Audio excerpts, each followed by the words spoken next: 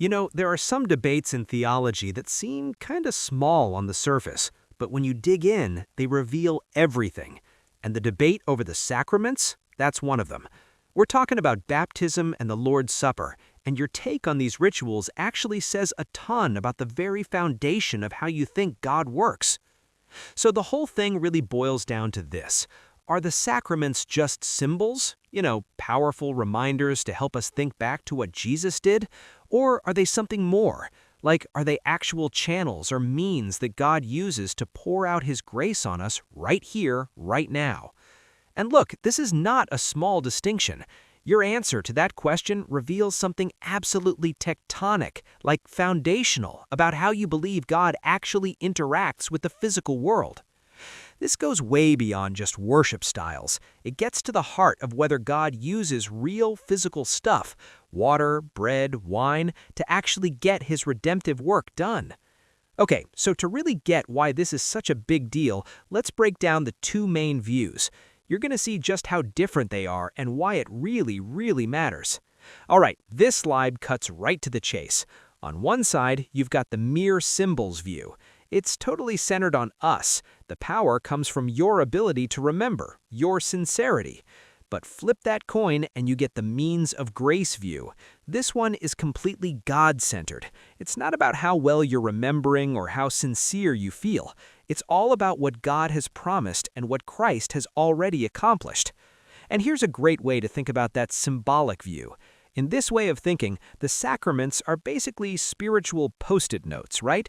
They're helpful little reminders sticking on the fridge of your mind, pointing to a truth you already have. They don't actually give you anything new, they're just there to help you remember. Okay, let's switch gears and look at the other side of this. The argument for sacraments being a means of grace doesn't just hang on one or two verses. No, it's about a consistent pattern that you see woven through the entire story of the Bible. Think about it for a second. In the Bible, when God gives a sign, it's never just an empty symbol. The rainbow, that wasn't just a pretty arc in the sky, it was literally God's sworn oath in the heavens. Circumcision, not just some tribal tattoo, it was the seal of the deal, the sign of the covenant. And Passover, that wasn't just a nostalgic family dinner, it was a real participation in the covenant. See, the signs in the Bible don't just point to something, they actually bind you to it. So that brings up a really tough question, right? If the Old Covenant signs were so powerful, so packed with meaning and reality, why on earth would the New Covenant signs be a downgrade? Why would they suddenly become weaker, more subjective, basically just symbols? And this gets to something absolutely central. Christianity is an incarnational religion. It's not some abstract, floaty philosophy. The whole point is that the Word became flesh. God saved the world using a physical body and real blood. I mean, Jesus literally used mud and spit to heal a guy. If God isn't embarrassed to work through mud, He's definitely not embarrassed to use simple things like water, bread, and wine to deliver His grace to us. And this way of thinking isn't just stuck in the Old Testament. When you get to the New Testament, the writers use some incredibly strong, almost shocking language about baptism and communion. It's language that's pretty hard to just explain away. Okay, check this out. In 1 Peter chapter 3, he says, baptism, which corresponds to this, now saves you. Whoa! Now, he's quick to say it's not about washing dirt off the body, but an appeal to God. But still, that's a powerful word, saves. That's really tough to water down to mean just a symbol of saving. Or how about Paul talking about the Lord's Supper? He asks, is it not a participation in the body of Christ?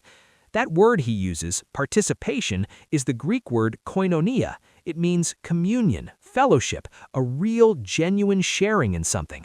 That's so much more than just a mental activity. He's talking about a real spiritual connection. And then the warning he gives is just stunning. Paul says that because some people in Corinth were taking communion the wrong way, some of them got sick and some even died. Now, let's just be real for a second.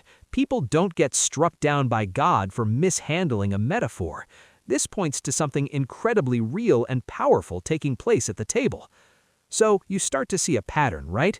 To make the symbolic-only view work, you pretty much have to soften almost every single strong statement the Bible makes about the sacraments. Saves has to become symbolizes saving. Participation has to become reminds us of.